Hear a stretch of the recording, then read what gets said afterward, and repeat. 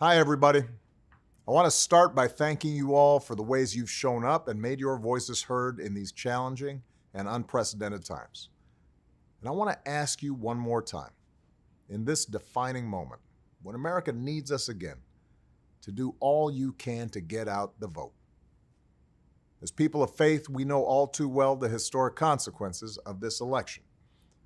We see the failure of justice far too often in our communities and on our streets.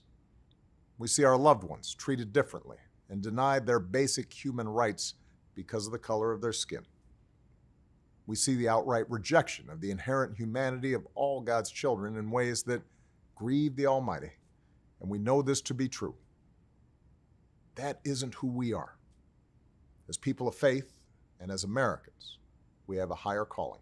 As the Lord tells us, I know the plans I have for you, plans to prosper you and not to harm you, plans to give you hope and a future.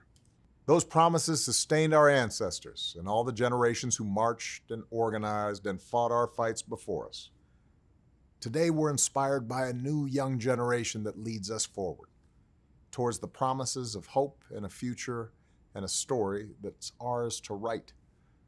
We can't abandon them in their push for change. Not now. They need our help.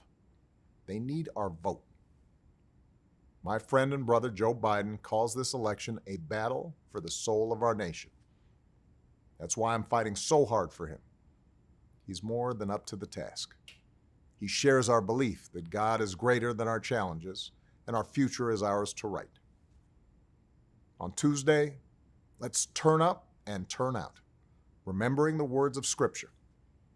Let us not become weary in doing good, for at the proper time, we will reap a harvest if we do not give up. God bless all of you, and see you at the polls.